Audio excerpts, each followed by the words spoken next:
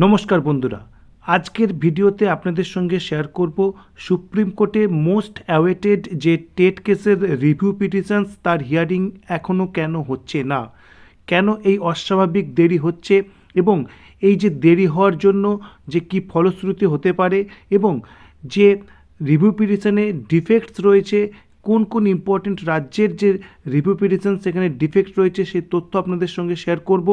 এবং যদি ডিফেক্ট নির্দিষ্ট টাইমের মধ্যে রিমুভড না হয় তাহলে সেক্ষেত্রে কি হতে পারে সেই সংক্রান্ত ডিটেলস আলোচনা আজকের ভিডিওতে করব।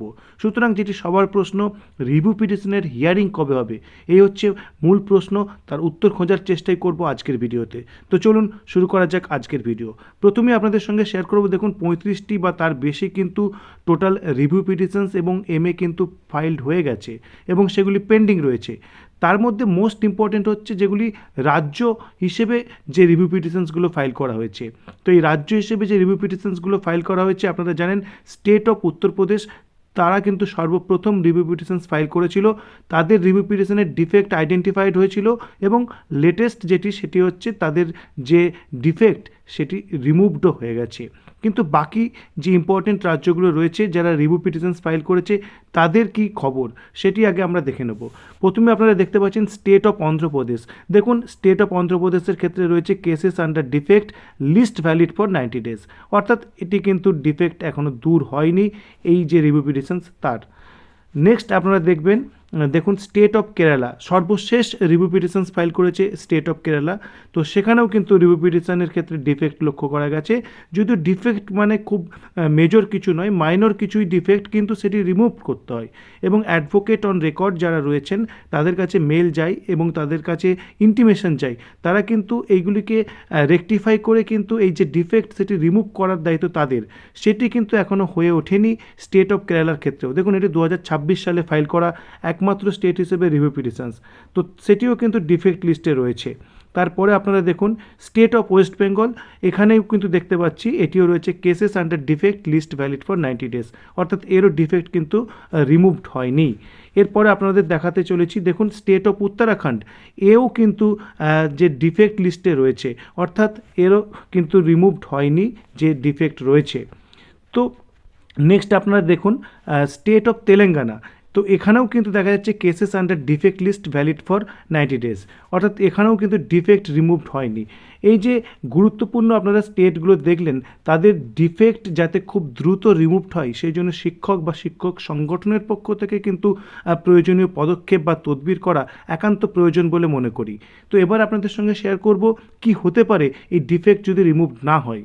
If defects in a review petitions are not removed within the stipulated time of 90 days, দেখুন আপনারা 90 দিন এক্ষুনি দেখছিলেন, in the Supreme Court, the matter is placed before a judge in chambers and risks being dismissed for default or non-prosecutions, অর্থাৎ 90 দিনের মধ্যে defect যদি না দূর হয় তাহলে সেটি কোনো জাজের চেম্বারে সেটিকে প্লেস করা হয় এবং সেটি ডিসমিসড হয়ে যাওয়ার একটি আশঙ্কা থাকে। এবং কি বলা হচ্ছে দেখুন, অ্যাবান্ডান্ট হিসেবে সেটি ঘোষণা হতে পারে, হ্যাভিং ফার্দার টাইম গ্র্যান্টেড হতে পারে, যে নেক্সট যদি কোনো মনে হয় যে মাইনর ইস্যু রয়েছে সেটির জন্য কিন্তু টাইম দেওয়া যেতে পারে। তো এই ধরনের বিষয় কিন্তু হতে পারে। কী কী ফলাফল হতে পারে দেখুন, আনরিমুভ ডিফেক্টসের ক্ষেত্রে ডিসমিসাল, একদম ডিসমিস হয়ে যেতে পারে।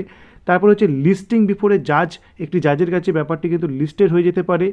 ট্রিটেড অ্যাজ অ্যাবান্ডান্ট হিসেবে ট্রিটেড হয়ে যেতে পারে।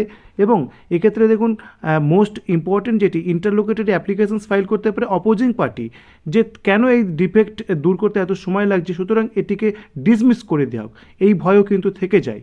তো এবার বলছে দেখুন, when multiple review petitions filed against the same judgment, যেটি আমাদের টেট কেসের ক্ষেত্রে রয়েছে, মাল্টিপল রিভিউ পিটিশনস ফাইল হয়েছে, কারোর ডিফেক্ট রয়েছে কিন্তু কারোর ডিফেক্ট নেই, এই হচ্ছে এখনকার মেন কন্ডিশনস। তো এইরকম অবস্থায় কি হতে পারে সেটি আমরা জানার চেষ্টা করেছি। দেখুন কি উত্তর পেয়েছি, and only some have technical defects, অর্থাৎ missing documents, improper formatting, court fee issues ইত্যাদি ইত্যাদি। তাহলে কিছু জনের ক্ষেত্রে ডিফেক্ট রয়েছে, টেকনিক্যাল ডিফেক্টস রয়েছে, কিন্তু কিছু জনের ক্ষেত্রে নেই। সেক্ষেত্রে কি হতে পারে, the court usually handles them on a case by case basis regarding the listing and hearing. তাহলে কি হতে পারে দেখুন, here is a what to expect regarding the hearing and process based on standard procedures. কী হতে পারে? Defective petition, যেগুলো defect রয়েছে সেক্ষেত্রে কী হতে পারে? If the registry identifies filing defects they are flagged as unregistered, অর্থাৎ আনরেজিস্টার্ড হিসেবে ফ্ল্যাগড হয়ে যাবে। Or pending removal of defects এইভাবে কিন্তু লিস্টেড হতে পারে। This will not be listed for a final hearing until the defects are cured, অর্থাৎ defect cured না হলে ফাইনাল হিয়ারিংয়ের জন্য এটি প্লেসডই হবে না।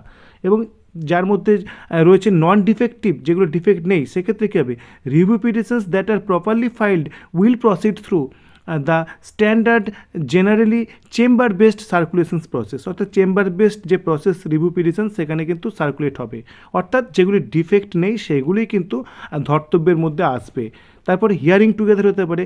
If all petitions are ultimately assign to the same bench, যদি একই বেঞ্চে অ্যাসাইন করা হয়, the court might hear them together to avoid contradictory outcomes. তাহলে একসঙ্গে তারা শুনতে পারে, but it is not mandatory, কিন্তু এটা miss the defective ones in at the threshold while considering only the valid ones, অর্থাৎ প্রথমেই কিন্তু ডিফেক্টগুলোকে কিন্তু কোর্ট মনে করলে কিন্তু ডিসমিস করে দিতে পারে এবং যেগুলি ভালো সেগুলিকে কিন্তু হিয়ারিংয়ের জন্য নিতে পারে। অর্থাৎ procedural timelines and defect curing কী হতে পারে? Defect removal, the advocate on record will be notified of the defects via SMS or email, অর্থাৎ যে অ্যাডভোকেট অন রেকর্ড রয়েছে তাদেরকে জানানো হবে। চেম্বার জাজ হিয়ারিং হতে পারে if the defects are not cured within 90 days। এবং দেখুন condonations of delay if defects were not fixed within the original 30-day filing period and applications for condonations of delay in removing defects must be filed, অর্থাৎ যদি 30 দিনের মধ্যে defect যদি remove না হয় তাহলে একটি additional condonation of delay file কিন্তু করতে হবে। Impact of hearing, no automatic stay, decided by same bench, in chamber process, এই সমস্ত।